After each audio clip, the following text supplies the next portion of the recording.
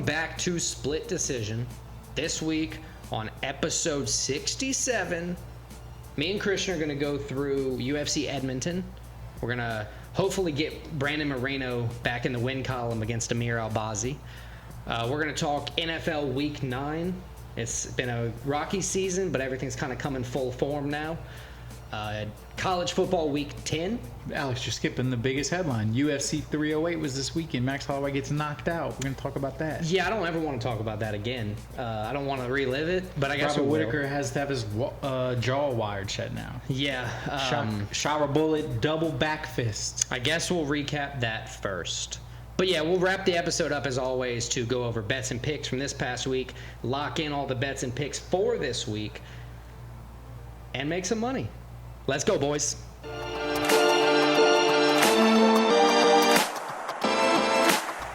All right, Alex, we mentioned it. We tried not to mention it in the intro. UFC 308. I definitely tried. It was a card of headlines. A card of implications. There were some crazy finishes, especially in the main and co-main event. Card of sadness, if you will. Card of sadness, but there were also some exciting moments. And shower bullet, crazy knockout. Yeah. Crazy jaw breaks, more crazy knockouts. But before we get to the main card and the fights with a lot of title implications, literally, and for future title implications, Alex, how about we go through the preview? Let's prelims, do it. You always get one word wrong. I do. All right. Renat Fakhretdinov fought Carlos Leal to open UFC 308 in Abu Dhabi. Maybe the worst judge's decision we've ever seen. Yeah, the Gladiator faced the Lion and was beaten, but he won the judges' hearts early on, evidently. Hadi Muhammad Ali scored at 30-27 in favor of Fakhretdinov, while Mike Bell and David Lethaby scored at 29-28. Fakhretdinov unanimous decision. Pretty much everybody in the world. Not even a split decision. Yeah. All three gave it to him. Pretty much everybody in the world is saying that's a bad decision. Every verdict scorecard, if you look at that app, it's not Renat Fakhretdinov's fight. I don't know what they saw. It was crazy judging. The commentators were like, what the hell? So I don't even want to talk about that one anymore.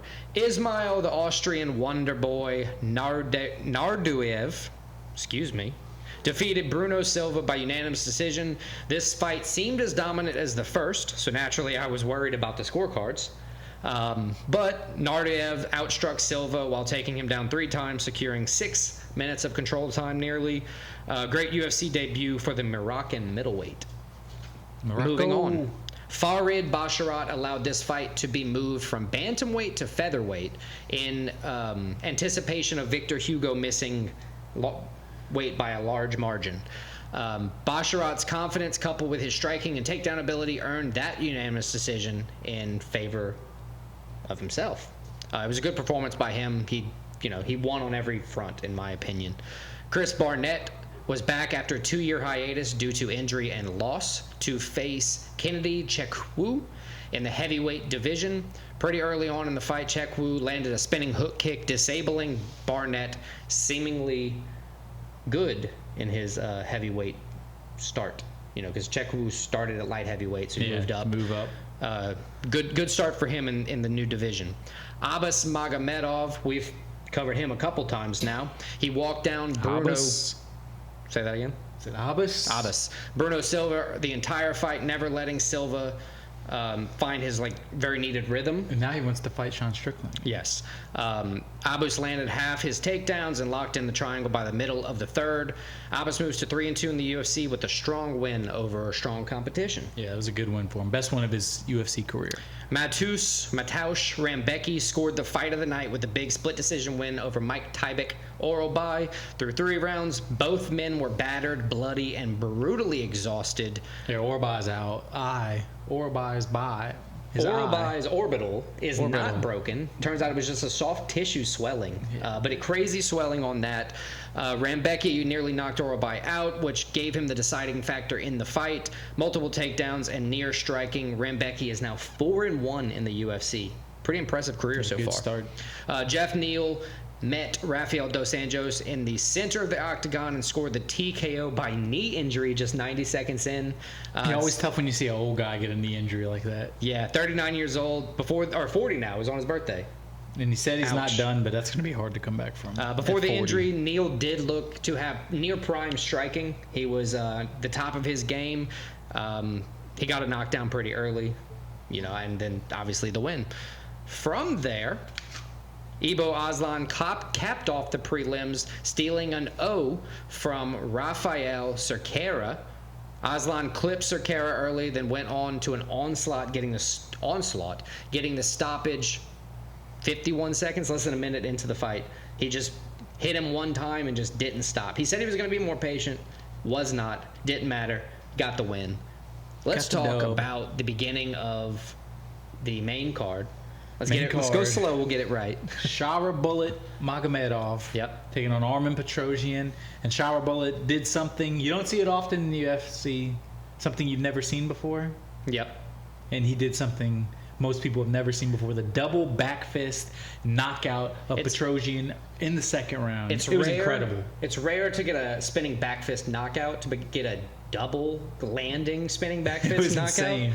I would love to be able to show you that. DC and Paul Felder joked about it after they said, I know I should be retired now that these guys are doing double spinning back fist now. Yeah, that's a good point. If they're able to lock in these crazy type things, like one time we saw Paul Craig lock in an arm triangle while he's elbowing, was it Jamal Hill in the face? Yes. Repeated, like that's crazy type of behavior. This reminded me of the kind of knockout like when Joaquin Buckley did that crazy kick knockout. Yeah. It was like, what the fuck was that? Yeah. Or I can't even pronounce his name, but Ipa, the spinning face knockout where the dude just flatlined and nearly died, it seemed. That was a crazy one. But Magomedov, before the knockout, had great footwork, probably his greatest in... I think we said before the fight last week that this was like the perfect kind of fight for Shara Bullet to like really show his skills. It was going to be a stand-up fight. It was going to be two guys that were going to be bang.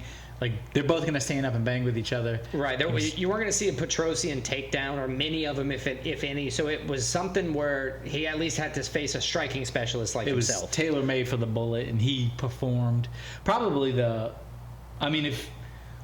we stopped the card right there, you'd say it was definitely the craziest knockout, but because of the finishes in the co-main and the main event, those were bigger implicated fights. I would say that Shara Magomedov was actually the kryptonite bullet to the Superman, Petrosian, Armin Petrosian. Who's next for him? He called out Israel Adesanya. Israel in his stream said, keep my name out your fucking mouth. Scared. A la Will Smith. What about Michel Pereira, 14th ranked middleweight? He just took a loss. I saw Pereira's probably I think that's a good level for him to go next. It's a striking specialist, ranked opponent. Give him another crazy knockout, chance to get a crazy knockout. I like Pereira. What about Bruno Ferreira? Bruno Ferreira, another one. Either one of those. All three of those guys would be guys that would just stand and bang with him. Yeah. I think Izzy might go for the takedown. Just to but I don't think Izzy's taking that fight. I just don't, at this point in his career. No, he's not taking that fight at all. I was just mentioning the call out. I like Michel Pereira. Don't at me in the comments thinking I believe in that one. Michel Pereira, I agree. That's probably the coolest. That'd be the most entertaining one. Yeah, especially with his recent performance, he would want to have a comeback performance. It's quite a bit better. All right, moving on. Lerone Murphy took on Dan Ige. Dan Ige scored the knockdown, but Lerone Murphy stayed in it. He turned it around after the first round knockdown. Turned it around after the knockout. No, he had he fought adversity well. He recovered well. And honestly, it's one of those things where, like, even though he got hit with some hard power, it's not that he didn't let it phase him, but he didn't show that it hurt him that bad. Like, he responded pushing forward. And it seemed like Dan Ige was getting tired by the end of the fight. The last round and a half looked like a struggle for him. Murphy was getting stronger. Lerone Murphy stays undefeated. This was a big win for him. Good call out in Josh Emmett. That would be a fight I think everybody would want to see. Power v power matchup, just like this one was. And I think it would be a perfect fight. He could still get like on either a main event of a fight night with Josh Emmett, or it could be like this one early in a pay-per-view. Right. It'd be entertaining. I mean, he's a guy nobody's talking about. He's undefeated. Doesn't have a loss. He's 11th officially in the featherweight rankings. I mean, he's legitimately beats Josh Emmett, another win. Then you're talking about, all right, wins the title shot for the undefeated prospect in Murphy. Jeez. All right, but before he gets there, what if he doesn't get Josh Emmett? What about giving him a huge reach of Yair Rodriguez? He's ranked high in the rankings, but he's faced some losses recently. You know, maybe it's time for Yair to face a test in himself. Give him Yair. What about Arnold Mr. Allen? T-City? Arnold Allen? I don't like Brian Ortega. I saw a good hair post of his on Twitter, and it just cemented my hatred even further. He does have some nice hair. He does have good hair. Got to respect him for that, and his triangles. Got to respect his triangles. Arnold Allen, Ortega, Allen, a little England versus England Rodriguez matchup. Yeah, what you think? I think any of those are legitimate. Arnold Allen, I would like to see. Give him Arnold Allen, 2 Englishmen. Put the fight card in England. Let him, you know. The dogs agree. I think the dog agreed. All right, let's move to the next one. Magomed Ankalaev versus Alexander Rocket Raychik. Ankalaev had consistent success over Raychik. Consistent success, continues his win streak. Yep. But it was a little of an underwhelming performance, if you could say that. Yeah. I mean, he neutralized Raychik. We've seen Raychik. He can be dangerous. I mean, he almost knocked out Yuri. But I think we've seen him at his best. He only almost knocked out Yuri because of the placement of Yuri's hands. He keeps his hands super low, so his face is wide Just open. wide open. You know, you catch a couple on the chin. But Raychik's a good fighter. This is a great win for Ankalaev. But if you're a guy who's consistently, you're saying, should be having title shots. This is from him. I'm saying he's saying. Should be having title shots. You're not getting title shots. Although this is a good win, this wasn't one. He leaves the door open to be passed up for a title shot again. That would be hilarious. So even though it looks like, and I think he deserves a title shot, the kind of win this was, it leaves the door open for somebody to jump him. yeah. So the thing with you said he neutralized Raychik, which he did. 34 of Raychik's total 53 strikes, or like connecting significant strikes, were leg kicks, which is pretty crazy. So, like, he was trying to damage the legs, but Magomed was just, no, I'm going to walk through it, beat you down, and win. So that, I guess, leads to my question with his 11-fight unbeaten streak, because you can't say win streak. The draw. Right, because of the draw, and the no contest. Who's next? Is it finally the title shot, Alex Pereira, or does he have to fight somebody like Yuri or Jamal Hill? I think, honestly, at this point, he's going to get the title shot in Pereira. I think he should. Because at least, if nothing else, it gives him an answer and gives us an answer. I think he should. And honestly, I don't think it's... Ankalaev, like with the book, everybody thinks he's from Dagestan, but he's not a guy that's going to go take somebody like... No. He's a guy that stands and bangs. He likes to stand on the feet. Yeah, he's a striker. He's trying to strike. He's trying to strike. I mean, I think that's the fight that makes the most sense, Pereira. But yeah, it's definitely, he's taken some time off after fighting, so many 3 times in 7 months. I wouldn't be surprised if in the meantime Ankalaev is thrown in there with either Jamal Hill or Yuri Prochazka. Yeah, I just think the next fight that is made is Pereira versus Ankalaev for the title. I agree. Sweet. That would be the one that makes the most sense. But as we know, the UFC doesn't always make the most sense. Right, especially with judging. I digress. Let's move on to Robert Whittaker versus Khamzat. This is the first, the co-main. This was the first of the last 2 fights that were hard to watch. Fan favorite. It's hard to watch in a brutal way. It's hard to watch those, especially if you're a fan. But either way, it's hard to watch because, like... But not only everybody loves Whittaker, everybody also kind of hates Chimaev. Not hates, but like... He's not a good... Everybody knows he's a rough dude. Yeah, he's just rough. He's probably one of the fighters that's most about that life, though, if we're being honest. Right, like he's made to be a real fighter. Right. But he had the first round, I mean, from the get-go, just... Spear takedown, took the double leg, and then... I mean, it was one of those things. If you get taken down by Chimaev... Anyone of the sort. Within the first... Inside the first minute, which I think this was inside 30 seconds. It was immediate. Like, I mean, it was like... You're not going to get up. And look, that was the thing. Like, Robert Whittaker, his whole camp was based on defending that. So it happened so quick that it has to be demoralizing. and that's the thing. Like, he fought it well. Like, there was moments where like he was spinning out and Kamai was just there. He just stayed on top of him. He stayed. It was it was insane. It's super impressive. And then when he grabbed the choke, he grabbed it and then just broke. So it turns out Broke Whitaker's jaw. it didn't. He said his jaw is fine, but the 3 teeth in the front got pushed, I guess, completely out. So they were hanging out by his tongue. That's why he immediately tapped, because it immediately pushed him.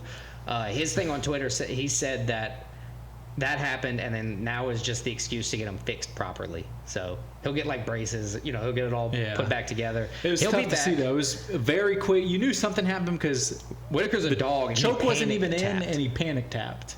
So you know something crazy happened. Was that face crank? But Chimaev, this was the kind of win.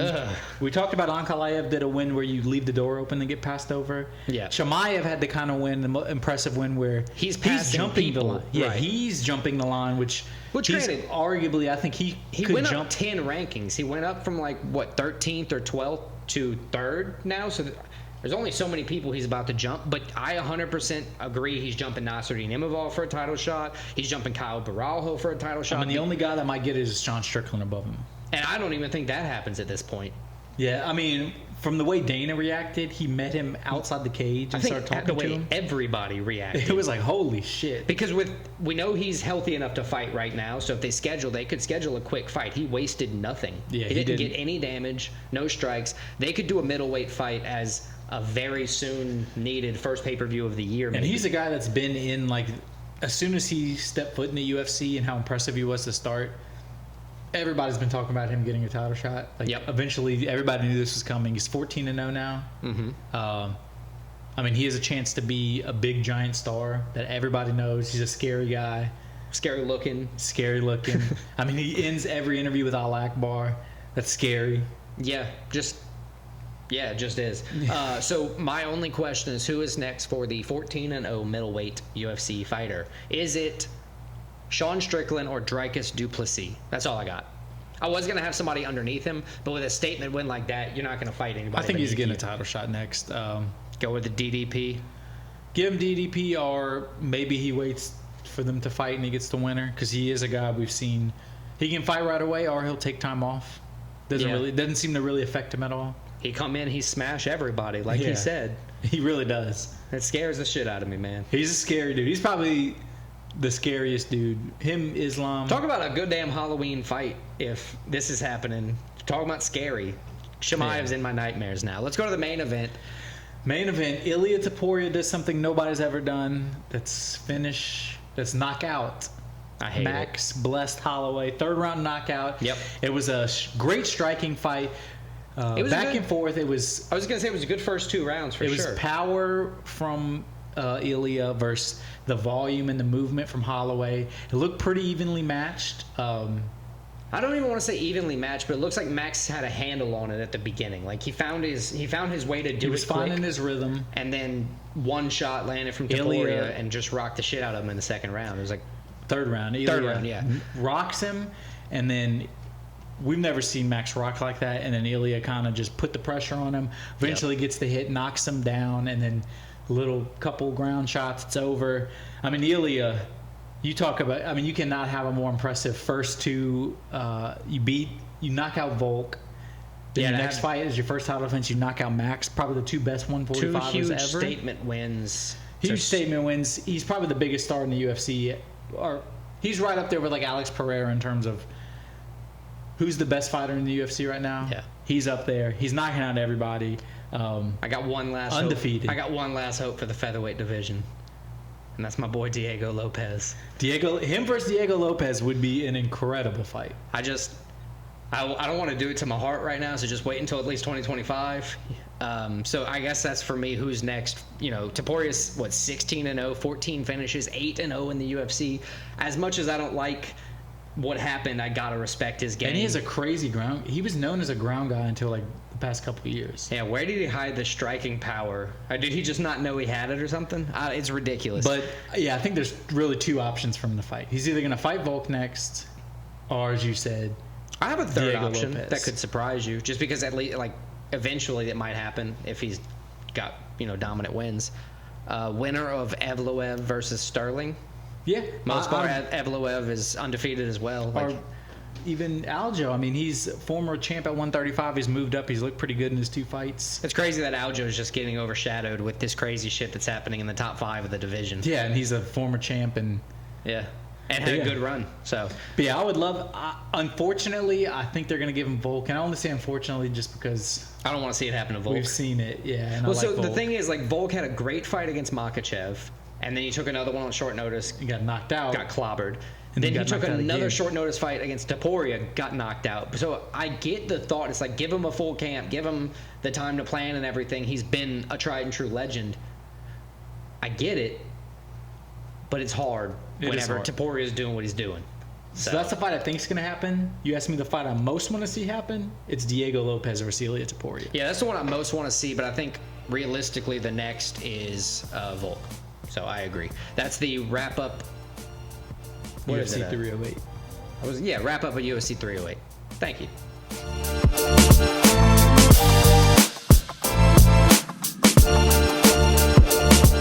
All right, Alex. UFC goes from Abu Dhabi to north of the border, Edmonton, Canada. UFC Edmonton, 6-fight main card. Few Canadians on the card.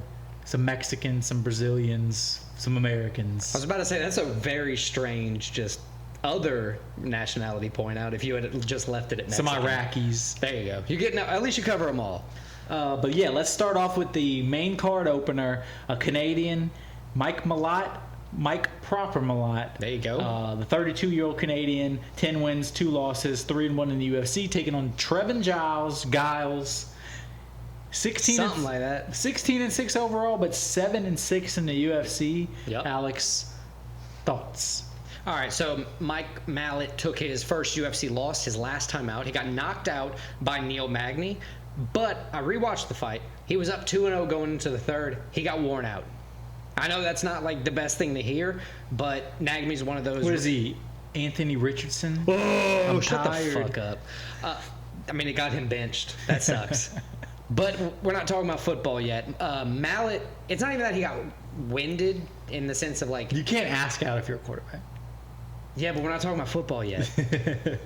He's doing this to me because I'm a Colts fan, by the way, guys. That's why the Anthony Richardson thing's coming out. Anyway, he was up on the cards 2-0. Magny rallied late, kind of clipped him, got him on the ground.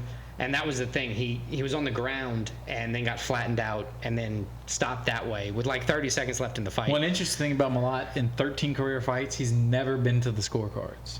Yeah. Giles, on the other hand, as we said, 7-6 in the UFC, lost his last fight to Prates, lost 4 of his last 6. Yeah, second round KO, 2 L's in a row, as you said, 4 out of his last 6. He's been in the UFC since 2017. Really had an up and down career in the UFC. He can knock you out. He can get knocked out. He can sub you. He can get subbed. You want to hear something fun? Trevin Giles lost to Mike Malott in a grappling match. I did see that. In 2022. I saw that. They grappled in 20... Unanimous... That's weird. Which has to give you confidence if you're Mike Malott. But if you're Mike Malott, it's also... You've never been to the scorecard in UFC. But they went to the scorecard it was like 8 1-minute rounds was that grappling thing. So I get not being able to lock in a sub in 59, 60 seconds. Trevin Giles is 2-4 at welterweight. I'm just not feeling the shit he's putting out recently. Lately, his only wins have been by decision, which notably he's got 6 KOs, 5 subs. And notably, Mike Malott does not go to decision. Yeah. So I think this one just leans all the way Mike Malott. However you say his name. I agree with you. Mike's going to win. I'm going with the Canadian in Canada, Mike Malott proper. Let's go to the next one, middleweight division. Marc-Andre Barriault. Another Canadian, power taking bar. on Dustin Stoltzfus. Another American, Stoltzfus. Barriault has also had an up and down UFC career. Came in 11-1 and has gone 5-7-1 since. 5-7-0-1 with a no contest in there. Yeah, if we're adding all those, that's cool. Most recent fight was a round 1 loss to Joe Pyfer by KO. Which Sure. Not a bad. I mean, Piper knocks guys out. Big rise, so we'll take that. 2 L's in a row for Barrio, but he's taking on a guy kind of similar in a similar standing. You said Barrio was up and down 5-7, 0-1 in the UFC. Stoltzfus 2-5 in the UFC. He's 15-6 overall. But he has alternated wins and losses in his last 5, so give him that credit. He has, and his last fight was a loss, so also a first-round KO, also in June. So both guys, it's like the Spider-Man meme. Yep. I honestly am going to say that Dustin Stoltzfus wins, but because he has a stronger wrestling background than Marc-Andre Barrio, Stoltzfus has landed takedowns in all but two of his UFC fights, and I think Marc-Andre Barrio is going to succumb to that weakness. I think Barrio wins. I think he's a better striker than Stoltzfus, and I think both guys have shown the ability to get knocked out. Yeah, that's fair. They do. And I think Barrio knocks Stoltzfus out. So give me Marc-Andre. Give me another Canadian. We're going all Canadians, baby. All right. Cain Machado versus Brinson Ribeiro. The Gorilla versus Bigfoot. So this is an interesting one. Cain Machado is 0-2 in the heavyweight division. So he decided he's got to move down. And 0-2 in the UFC. And he's got to go down to the light heavyweight division. And they gave him another Brazilian that's 0-2. Yep. But Machado is a southpaw striker, so that obviously gives you the opposite look than you used to having if you're an orthodox fighter. Ribeiro also 0-2, but he's in his home division, and he's looking to get his first win, before he gets cut. Basically. Machado, I mean, both guys I think have to win this to avoid getting cut. They have to win it well too. Machado, it's got to be a good performance, I guess, is what I'm trying to say. I think if you at this point, if one of them gets a win, they're staying in. Loss, you're out. Machado's never been finished, so that's one thing to look at. As you said, 0-2, both guys 0-2. 3 straight decision fights for Machado. So he was a guy. It seemed like he had, before the UFC, he was a guy finishing people. Mm-hmm. Obviously, still got to lose like happened. 50 pounds to fight.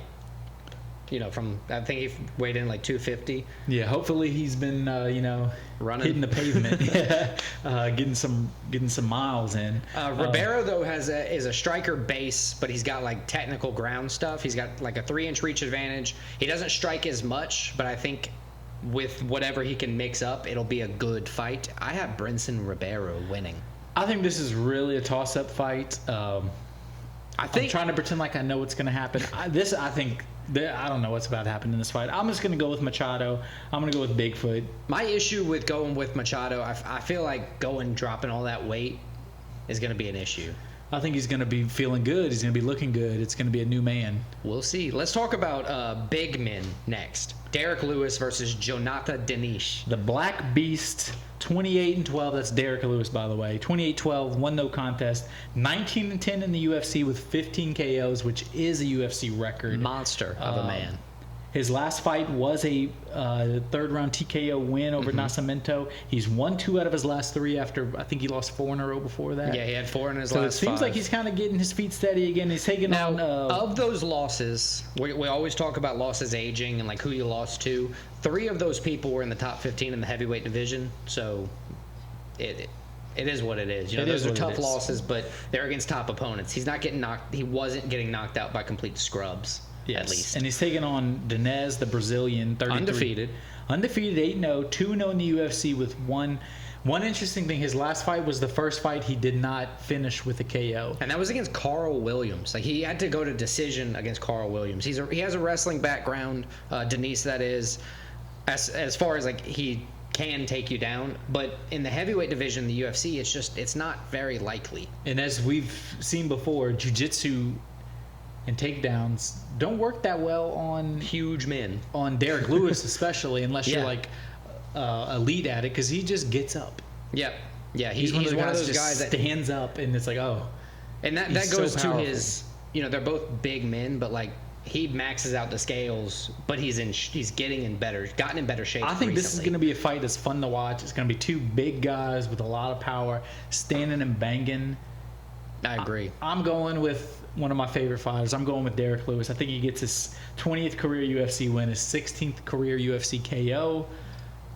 I think it's really a toss-up fight, but I'm going with my heart, Black Beast. I got to agree with you. I think the Black Beast is going to win. I think he has what it takes, and I think he's going to get that knockout. Aaron Blanchfield taking on Thug Rose Namajunas. This is an interesting one. Aaron Blanchfield faced her first loss in the UFC to Manon Fiorot last time out. Not a bad loss. I mean, no, it's a decision loss. And you're losing to a lady who's probably going to be fighting for the title next. Yeah. And who also beat Thug Rose. That was exactly what I was about to say. Now, the thing with Blanchfield in that fight, she was just unable to do her normal takedown grappling style approach. Manon just stopped all the takedowns, made it a stand and bang fight, which if you're starting on a wrestler, base, it's going to limit you. Your shots are looking wide open at that point. Thug Rose, though, 2-1 in the flyweight division overall. She's had 2 straight wins after 2 straight losses. As we mentioned, though, her last loss was against Fiorot. Right, and the one before that was in the strawweight division, I believe. Was against Esparza for the title, the worst title fight in UFC history, possibly. She had bounced, Rose on this point, has bounced back very well since that performance, I have to say. She has, but it's still, she's kind of a hit or miss fighter. It's how motivated she is for this fight. It is weird how much motivation she takes to get going. Is she going to be able to stop Blanchfield from the takedowns? Because I think that's the key to this fight. We've seen if you can stop Blanchfield's takedowns like Fiorot did, as you said, and keep it a stand and bang fight, I mean, Rose will win all day if they're just both standing and boxing, I think. Well, let's take a look. Throughout Rose's UFC career, she has a 59% takedown defense, which means if you consistently shoot, you will land them. If you take 3 of them, you're going to get 1 of them at least. Right. Now, Rose, though, she had 5 takedowns against Tracy Cortez, but then Amanda Ribas took her down. That was a bad fight from Ribas, though, because she was just getting pieced up on every takedown attempt. I think it's going to be a very competitive fight. I think Blanchfield's going to be able to land some takedowns, and I think that's going to be what helps Blanchfield win the fight. Yeah, probably a decision fight. I think it's a very competitive fight. Battle of 2 styles, really, 2 strengths. But I agree with you. I think Blanchfield wins. I think she's going to be able to get takedowns. And I also agree that 9 times out of 10, this is going to be a decision fight. Cool. Let's go to the main event. Brandon, the Assassin Baby Moreno, taking on Amir Albazi. Brandon Moreno comes in as the favorite. Albazi, slight underdog, sorry. Brandon Moreno is still somehow only 30 years old. That's crazy. He's younger than Albazi. That's crazy. I didn't even realize that. Despite losing back-to-back performances, Moreno remains at the top of the flyweight division. Yeah, he's 9-5 and 2 draws in the UFC. Former champ, as everybody knows. He has lost 2 in a row. But one interesting thing, both split decisions to Royval and to Pantoja, the current champ. And this is his first new opponent since 2020 when he faced Royval for the first time. Well, he did the Kai Kara-France fight. He had already faced Kara-France in like 2018 or something like that. And Albazi that was the only one prior to the Brandon Royval one. Albazi comes in. He's 17-1 overall, 5-0 in the UFC. He won his last fight, a controversial decision, though, a split decision over Kai Kara-France. And I still think Kai Kara-France won that fight. That was all the way back in June of 2023. He had a neck injury, which he did have a neck injury, but he's only fought like 2 or 3 times in the past 2 years. He's not the most active guy. But Albazi, he's a guy, the Prince, the Iraqi. If he gets a win here, I mean, he was 6-0. You can't really have a better win on your resume in this division than Brandon Moreno. I mean, he's one of the top guys. Yeah. So this is a fight for Albazi. He wins. Nobody really talks about him getting the title shot, but a win here, he's in the title picture. Not to mention, Moreno's beaten Pantoja, right? No, he's lost. Oh, he's lost all 3 of them? Yeah, he lost all 3. Okay. I was going to say, if Moreno had beaten Pantoja, it's almost like, I got what it takes to fight the champ because... He's lost all 3, but as we said, the last one was a split decision. He's very close fights. Yeah, and that's what I like about having a fresh face in Amir Albazi facing Moreno is it's not that trilogy or the rematch again. And it's going to be both guys very well-rounded. Both guys have good ground games. Both guys can sub you. Both guys can stand and bang. Near identical takedown average. Moreno holds the edge on striking Neither per guy's minute. Ever been finished. Right. Which is crazy because Moreno's been in some fights. I haven't seen all of Amir Albazi's fights, but I know that. I think this is going to be a great main event. It's going to be a great fight. Potential for fight of the night. Again, though, I think it depends on how Brandon Moreno comes out. If we've seen lackluster performances by him, almost point fighting, and we've seen savage Brandon Moreno come out. I need savage Brandon Moreno to come out I'm and leaning win this towards fight. savage Brandon Moreno just because 2 straight losses, both of them split decisions. So he's probably got in his mind like, I can't leave this to the scorecard. Right. I can't I need trust to be a these finisher. judges. I need to fight to win. I'm going to go with the assassin, baby. I think Moreno bounces back. I think he shows he's still one of the top guys in this division. I think Moreno gives Albazi his first UFC loss. I agree. I think Brandon Moreno will win.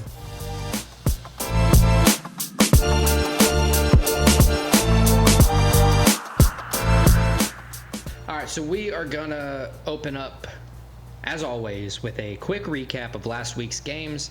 Football. Hut. Yeah, huddle up. Let's huddle up. We went last week. It was good. We picked 15 as always. 3-2 for UFC for myself. 3-2 for UFC for you. Those were easy. We just went over We both those. went 7-3 in football. Yep, 7-3. It's a good week. I'll take it. Let's start with the first games.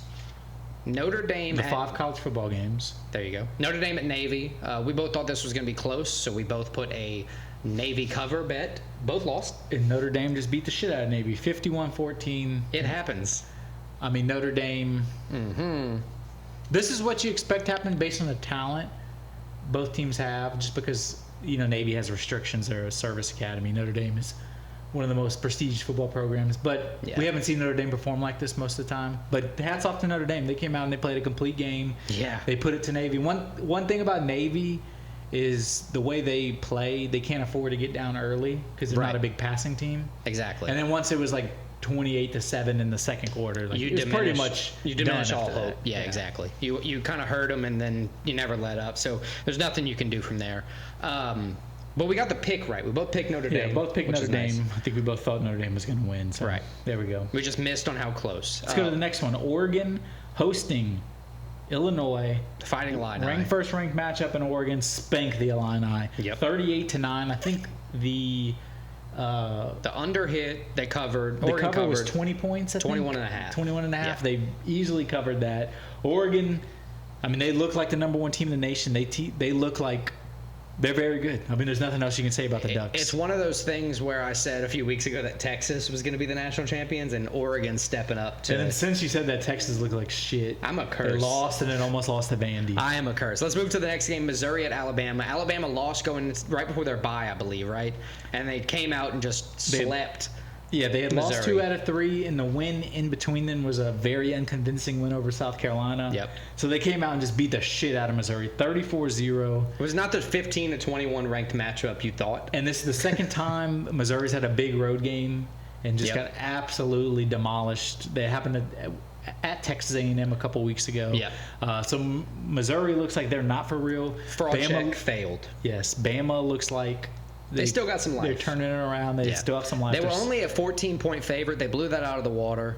Under on that one hit as well. So, Yeah, under is usually hit when the other team doesn't score at all. yeah, it takes literally just one team. Speaking of Texas at Vanderbilt, 5 versus 25. Vanderbilt continues to impress, scoring 24 points, but losing to Texas 27. 27-24. This is, all intents and purposes, this is a win for Vanderbilt. Yeah. You lose at home, but after beating Bama at home, you play Texas at home and lose by 3.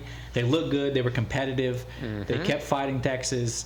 So honestly, a good win. I mean, a good game. Texas. Yeah. I think there's still a lot of question marks after their loss to Georgia. This wasn't the most convincing win, but you went on the road. And the game wasn't as pretty as the score says. Yeah, you went on the road. You played a team that has a lot of fight in them. So Texas, you got the win. You got out of there with a win. So you move on. Yep. LSU at Kyle Field.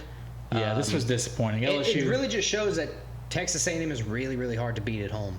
they're hard to beat, but also Texas A&M. LSU got outcoached by Texas A&M.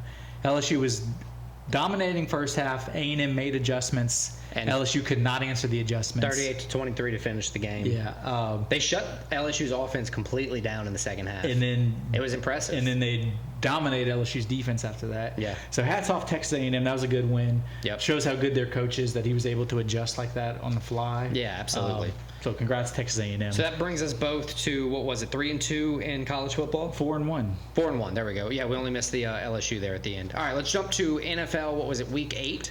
NFL week 8. So we started off with Cardinals at Dolphins. Tua back. Tua back. The We Dolphins thought- offense had their best day of the year. And it was most points scored, most yards, but they still lost to the Cardinals. Yeah, it happens. Dolphins are going to just build off of Tua being back. I think they're going to focus on protection with him, and like this coming week they'll be fine. But it was anticipated to be a rocky start, I'm sure. I just was a little bit too envious for the Dolphins to win. Yeah, I think we both picked the Dolphins. Yeah, we both got that one. I picked Falcons over the Buccaneers on the next one. I thought Kirk Cousins was going to go pure form and just get that crazy win. And solidified themselves as the division leader. It looked like for a little while the Falcons are going to run away with it. Bucs made it a little close in the end, but I don't think there was Falcons were the clear winner in this. Right, yeah. It wasn't. I don't think there was a doubt in the game where it was like, oh, the Bucs might win. Probably would end up being the best game. So I got the Falcons right. You got the Bucs wrong. Yes. What ended up probably being one of the most exciting endings of a game of the week. Bears at Commanders. Yeah, Jaden Daniels, Hail Mary to win it for the Commanders. Crazy. 18-15 win over the Bears. Jaden Daniels, again, he improved. If you just look at how they played the game, Jaden Daniels was miles ahead of Caleb Williams. Yeah. Caleb Williams. The Bears were in it because of their defense and special teams. And that's the thing. Like, Caleb Williams has played a lot better than at the beginning of the season, but Jaden Daniels seems miles ahead of that, which is Jaden, awesome. Which also might be a little unfair for Caleb Williams because Jaden Daniels is literally having an unbelievable rookie season. Right, yeah. My intention was to not completely shit on Caleb Williams. He's having a good rookie season. Yeah. He's got a positive record, maybe even he record had now. The most unrealistic expectations that he was going to come in and be Patrick Mahomes. And they always do. Everybody buys in, and then the first time, he's the first rookie in 17 years to win their first game, and he didn't perform at all. Yeah. So, but overall, we both won with the Commanders. I'm glad the Commanders won. They were not favorited at home just because of Jaden Daniels. Yeah, they were not favorited at home, so we both got Commanders money lines on plus odds if you wanted them. We both got the pick right, so it was fun. Cowboys at Niners. Cowboys can continue to be unimpressive, and this was a game where both teams desperately needed a win. 49ers figured out a way to get the win. 49ers, I don't want to say they look a lot like the Cowboys, but they're underperforming. They definitely have some Cowboys-esque moments. Right, they do. That was a good pass. It was a good pass by UL. Cowboys scored the highest. Diggs. Did you see Diggs go after a reporter after the game? No, I didn't. A reporter tweeted during the game that I forgot which is it. Trayvon Diggs. Yeah. That It's not Stephon. No, Stephon's a receiver. Trayvon, his brother. That it was like a low effort play by Diggs. He tweeted it during the game with the clip of the play. Oh my God. Diggs apparently went to the locker room after the game. Must have been the first thing he saw on his phone. Came out of the locker room because it was before the reporters were allowed in the locker room, and confronted the reporter face to face. Still had his pads on and everything. Looks menacing as hell. That's crazy. So scary. But props to the reporter. He was just like, yeah, he didn't back down at all. Yeah, look, you want to see the video? That would be awesome. Shout out to him. Shout out to Cowboys for losing that game. Cowboys continue to cowboy. Yeah, we thought the Niners were going to win. We were not fooled. Next game and last game of the recap, Giants at Steelers. This was the most unimpressive game. From the Giants, as we're going to see for the rest of the season, I think. Yeah, Giants. I think we know the Giants aren't good. I think we're starting to realize neighbors to look at, though. That's always fun. I think we're starting to realize the Steelers with Russell Wilson are a pretty good team. Yeah, they've had a good defense for forever, it seems. Yes, and they were 4-2 with Justin Fields, which we were all like, why? And then now I understand why. Because Justin Fields is playing some of his best football, and then now you Russell upgraded Wilson's the position. Decent football, not even decent for him, but he's way better than the performances he's done already. So imagine them having time to build that together. Yes, the Steelers look like a legit contender that honestly not a lot of people are talking about. Yeah, I absolutely agree. That'll cover college football. What did we do there? 4-1 again? I went 3-2. I went 4-1. Yeah, you went 4. There we go. All right, let's jump into this week's college football picks. 5 and 5 as always. And we got all 5 top 5 teams plus a rank versus rank matchup. Nice. All right, so first one. Started out. It's probably the game of the week. The hardest one for me to pick. Number 4 Ohio State going to number 3 Penn State. Ohio State 6-1, 3-1 Big Ten. Penn State 7-0, 4-0 Big Ten. Mm-hmm. Ohio State on the road -3.5 favorites. Yep. Last week Ohio State probably one of the most unimpressive performances of the year. They had a close game at home against Nebraska, but you can almost say the same about Penn State. It was not the most convincing win. They went to Wisconsin and won 28-13, but also not convincing. I think it's a case of both teams, they were looking forward to this matchup. Yeah. So they both got the wins out of the way. But this game of the week, it's at 11 a.m. too, so it's going to be interesting. Yeah, it is. Man, Ohio State lost that close game to Oregon right before the bye, which has really like vaulted Oregon up, like kept them up there, which is awesome. Oregon's those people right now. Ohio State has been good, but they're going to need Will Howard to really perform this week better than he has, because Penn State's got a good team. Penn State's a very good team. Good defense. Penn State, their quarterback is questionable for the game. And they're undefeated. Undefeated. If they don't have the quarterback, they got to go with a redshirt sophomore in Bo LaPiretta or something like that, or Pavallo, something. Either way, I think Ohio State's going to win because of the quarterback uncertainty, because of the overall, like better offense generally from Ohio State. I know their last performance wasn't very indicative of that, but I think Ohio State's going to win. I think it's going to be a very close game. These two teams historically have played close games. They've over the past probably 10, 15 years, these are two of the teams that when they play usually determines who's playing in the Big Ten championship. It has conference title implications. But I agree with you. I think Ohio State's going to go on the road. I think it's going to be a very close game, but I'm leaning Buckeyes. Remember what happened last time you said it was going to be a very close game? Which one was that? Torrential blowout, Notre Dame Navy. I think you agreed. I did. Let's go to the next game. Duke at Miami. Duke is 6-2, 2-2 in the ACC. Miami, number 5, 8-0, 4-0 in the ACC. But they've shown Miami last week dominated Florida State, but before that, 3 straight close games where honestly they should have lost 2 of those games. Yeah. So they're a team that they've been known to play it's to on their them opponents. to pull it out, and they did. They've been known to play to their opponents. So the only reason I bring that up is they open as they're 20.5-point favorites. Oh, here we go. It's going to be a close game. A little surprising. I mean, Duke last week almost beat a ranked SMU team at home, lost in overtime. Right, but Miami leads the. What do you say when you're talking about all of college football? The country. Miami leads the country in points per game, 41.8 points per game, average for the season. I mean, yeah, I get Duke almost beat SMU, but this isn't SMU we're talking about. This is Miami, who, even if they've allowed some almost scores, lost to Cal, who should have lost to Virginia Tech, but they took a Hail Mary away, which is bullshit. Well, maybe they saw something. Cam Ward's been efficient. Almost lost to Louisville. Cam Ward's been protective. He's thrown for 2,700 yards, 24 touchdowns. Yes, but their defense also gives up big plays. They do. I agree. I think They do. Miami wins the game. I don't think it's by 3 touchdowns. It might. It's hard to win by 3 touchdowns. It's hard. But I think we both agree Miami gets the win. Miami does win. They moved to 9-0. They continue to be the ACC leaders. Is there a ACC championship at the end of the year? Yes, there is. Is it called that? Yes. Nice. All the conference championships are just called the conference plus championship. That makes it easy to remember. Yes. I like them. All right, let's go to the next game. Oregon at Michigan. Number 1 team in the country, Oregon Ducks, 8-0. Man, Michigan 5-0 Big Ten. fell apart, huh? Michigan, they're still 5-3, 3-2 in the Big Ten. Did they go 5-0 to start or 4-1 to start? And then Possibly. They did win last week against Michigan State, and then also fought Michigan State at the end. Literally fought them. Yeah. Oregon, as we talked about earlier, coming off the huge win over Illinois. Michigan, former champs, or defending champs, as we should say. They're definitely not going to defend that title. they got 4 starting quarterbacks, which is a big issue. One of them retired this week I would have retired because too. of concussion. He was 25 years old, though, in college. That sucks. But Oregon, 14.5-point favorites on the road at Michigan. I think that's totally justified. Yeah. Oregon has been flying lately. Since their close game against Ohio State, which arguably should have been close, they've dominated Purdue 35-0. They beat Illinois 38-9. So it seems like the offense is rolling, the defense is rolling.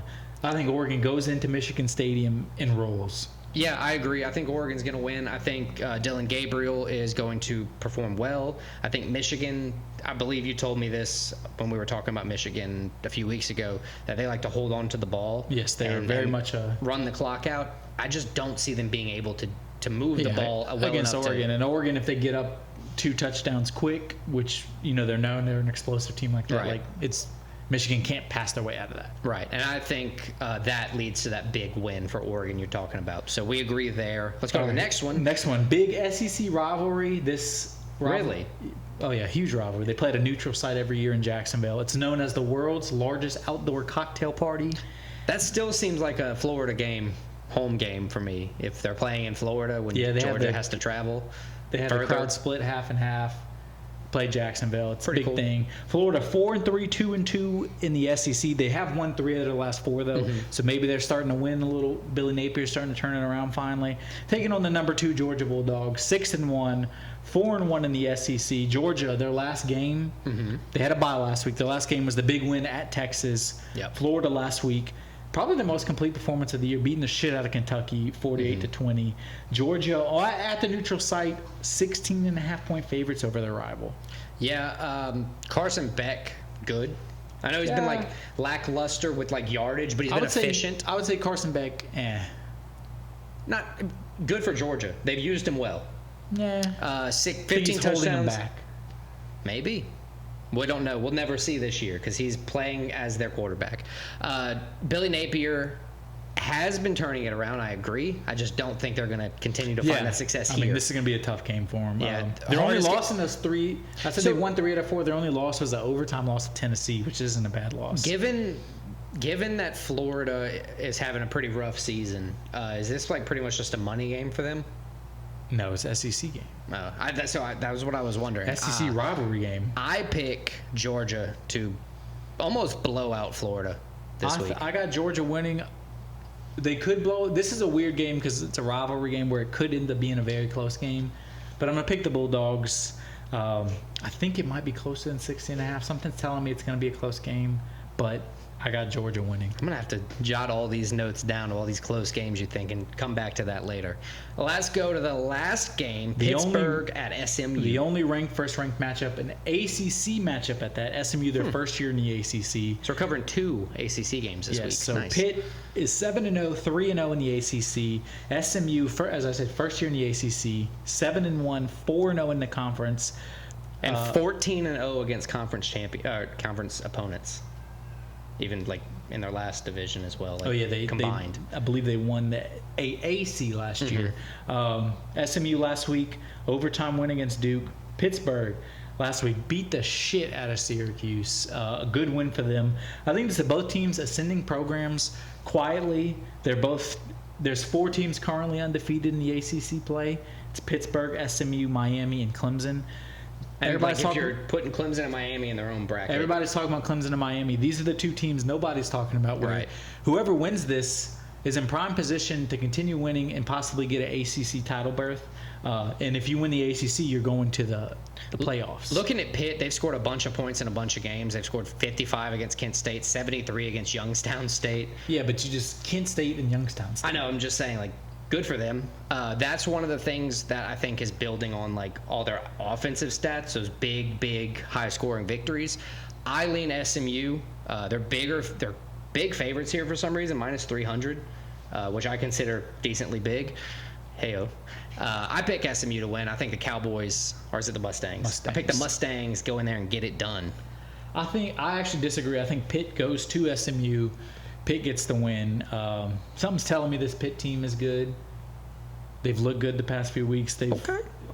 They've really any of the games that have tested them, they've passed the test with flying colors. I got the Pitt Panthers winning. Nice. Let's go to NFL Week 9. We got 5 more games, and then we'll wrap up with all of our picks and the bets for the week. So starting off, we got the Dolphins at the Bills. AFC East matchup, a rematch from Week 2 where Tua got concussed.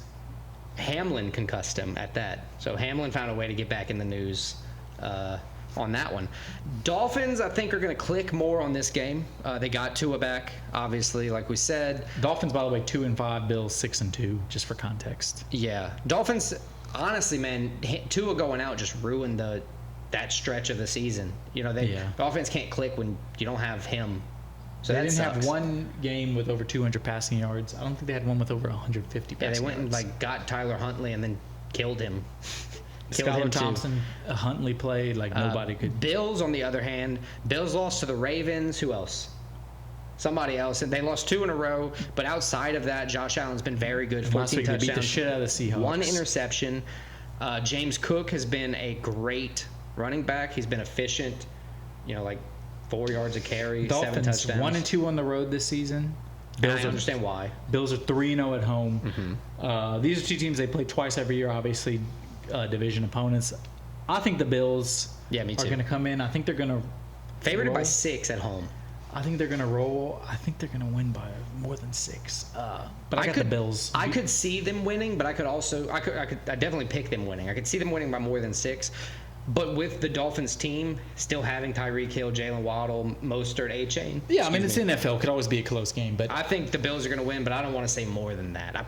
I'd say over 50 points, though, which is the 49.5 would be the line there. So we both got the Bills. Let's move on next game. Broncos at Ravens. If you put a gun to your head and you said about to say 5-3 matchup, the Broncos 5-3 is one of the most astounding things in my life. 3-1 away. 3-1 on the road with a rookie quarterback who's somehow he doesn't look good.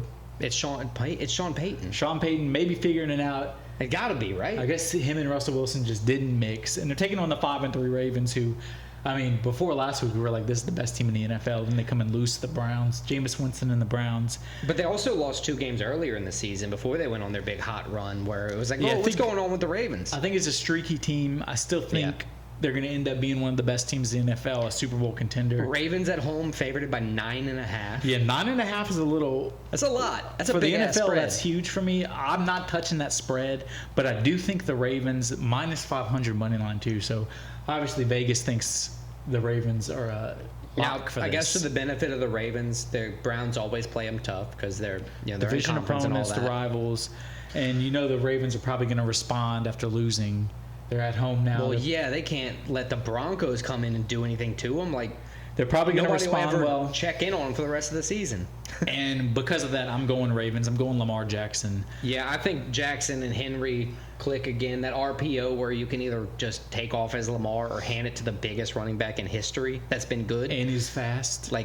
Just smash the money line. Maybe not even the money line. Smash the pick button on the Ravens. So we both got Ravens. Let's move on. This is probably the game of the week. I was going to say that, but this is another one where we're coming in with a hurt quarterback that could seriously affect what the Packers can do. Yeah, but two huge rivals, the 6-1 Lions at the 6-2 very Packers. Old teams. Lions are 3-0 on the road. Packers 3-1 at home. Lions last week beat the Titans 52-14. But they scored like 250 yards of total offense. Yeah, but it was because they started inside the 30 6 times. Their kickoff return or punt returning was and then a bunch of turnovers. Insane. And then the Packers coming off of a close win against the Jags, but as you said, Jordan Love, I think he strained his groin. That's what it was. So Malik Willis came in. Malik Willis didn't look bad, but it's still also like he held it together. Got scraped away with the win. But it's still backup quarterback, so it's like, well, how long can he keep that up? Right. Yeah, he hasn't had really first team reps.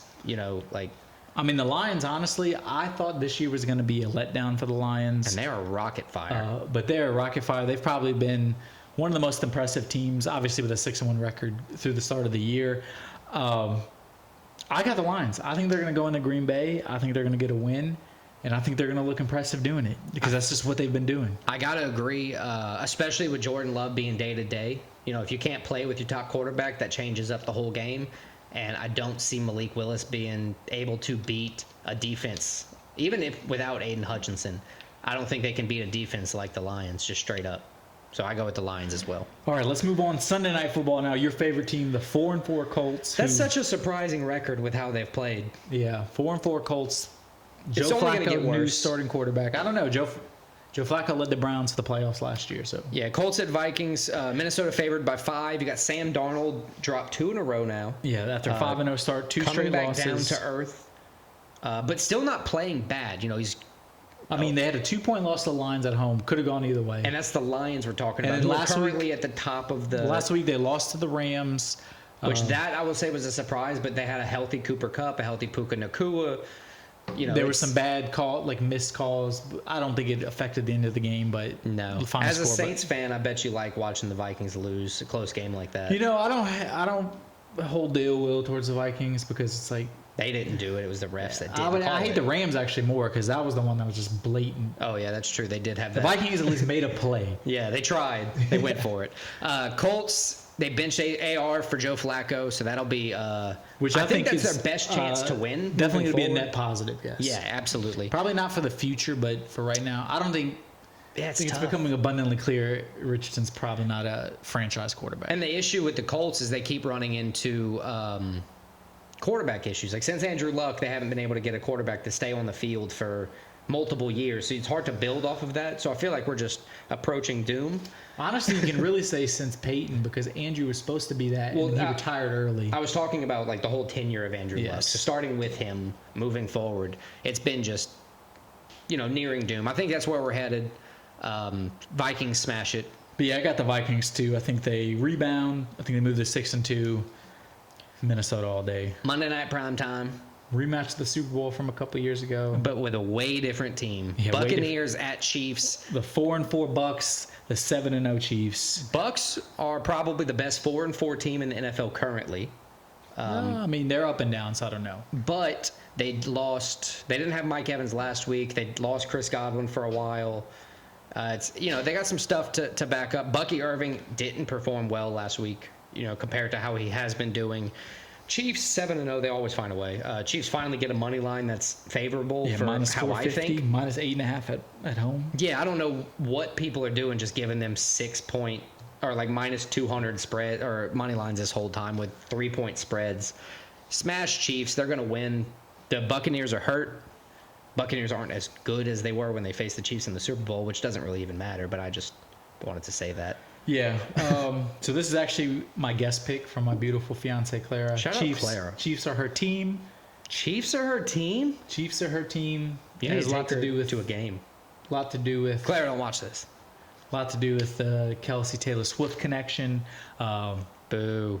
But yeah, I agree with Clara though. She had a good pick here. I think the Chiefs roll. So shout out to my beautiful fiance Clara. We got the Chiefs. Nice. Let's roll through our UFC picks, our college football picks, our NFL picks, and then give these people the bets so they can make some money at home this weekend. All right, top to bottom, I'm going to give you my picks. I was going to go bottom to top. Well, there we go. All right, go. All right, I got Brandon Moreno, Aaron Blanchfield, Derek Lewis, Chow Machado, Marc-Andre Barrio. Barrio? Forgot how to say it. Barrio. I'm sorry, Marc-Andre. He's French. Mike Malo. He's a French Canadian too, isn't he? He is, yes. Yeah. Quebec. Your wife would hate you. Mike Malo, Ohio State, Miami Hurricanes, Oregon Ducks, Georgia Bulldogs, Pitt Panthers, Buffalo Bills, Baltimore Ravens, Detroit Lions, Minnesota Vikings, and my beautiful fiance Clara with the Kansas City Chiefs. All right, I got Mike Mallet or Mike Malo. I got Dustin Stoltzfus, Brinson Ribeiro, Derek Lewis, Aaron Blanchfield, and Brandon Moreno for the UFC fights at UFC Edmonton. Okay. College football week 10, I'm taking Ohio State. I'm taking Miami. I'm taking Oregon. I'm taking Georgia. And I'm taking the SMU Mustangs. And then for NFL this week 9, I'm going Bills, Ravens, Lions, Vikings, and Chiefs to wrap it all up. That's my 15 picks. I always look at it historically. We're both hovering around like 64, 65 for picks for total lifetime cum at this point.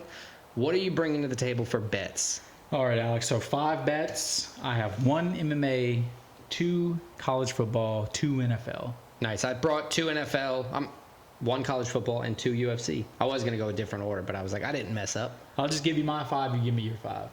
Sounds good. So I have 2 units on everything. So keep that in mind as I go through them. First one is going to be the Derek Lewis money line at plus 150. I like that one. Then I'm going to go the Duke Blue Devils plus 20 at minus 110 odds. Closer game than we think against the Hurricanes. Then I'm going to go the Oregon Ducks at minus 14.5 point favorites at minus 110 odds. Okay. Then I'm going to go the Buffalo Bills at minus 6.5 point favorites at minus 105 odds.